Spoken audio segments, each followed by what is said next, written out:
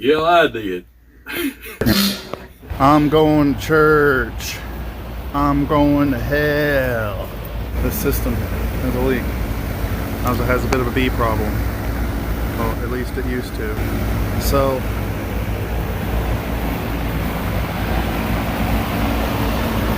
what do you think about these line sets? Is that cool? I love the way they did the thermostat wiring. That's my favorite part. What do you think about that?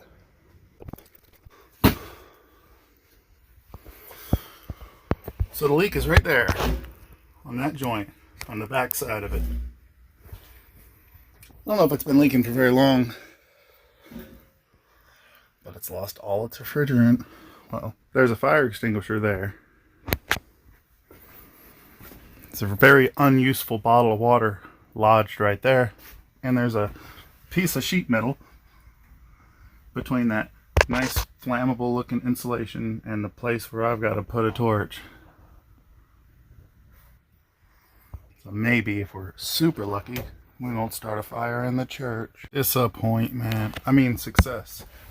Didn't burn down the church. There's our joint. He don't like going to church. He's forced to go to church. Sitting at about 250 psi on just the low side. See that high side reading? That's liquid line pressure before the valve here. Whoever installed this didn't see fit to put a high side service port on the line set, so we only have low side to work with. It is perfectly fine. The TXV is open. It's getting pressure in the liquid line. It's not leaking. So we're good to vacuum now. Now that the pressure test is complete, we can put up the torch. If you're not superstitious, you should be. Here's how they had the TXV sensing bulb. Cap tube red surround. That's cool, you know.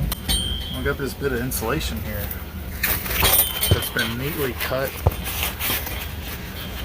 with a slot for the sensing bulb, which is very nice, except there wasn't really anything holding that. They had a zip tie around the outside.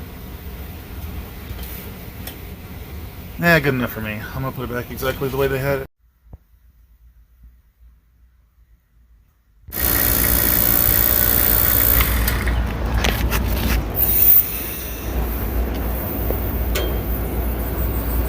Nice little leak there. Go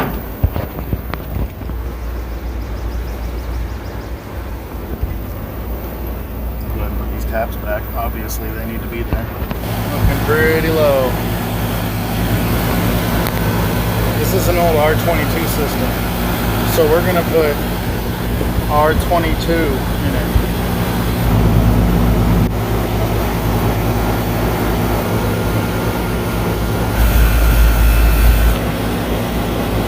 Getting there. Well, that's a lot of FREON. Out here it says it's freezing.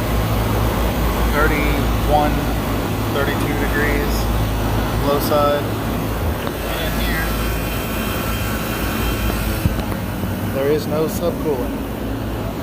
Of course, there's a huge line system. Longest one in the whole building. So there's going to be a little bit of suction line pressure drop. Real suction pressure. That evaporator is going to be higher than it shows in here. Blowing cold. I don't know how cold. But, you know, kind of cold. Enough for me. Liquid line here is lukewarm. You can kind of feel the bubbles going through it. It's obviously not simple. So this system is still undercharged. But I don't think I'm going to put any more refrigerant in it. It's cooling good enough. It's nicely loaded. Fancy temperature is 100 degrees. Just sweat on the suction line. I could put the rest of the tank in there. One time I was pooping on the party and I sneezed and then ejaculated shot out on the wall.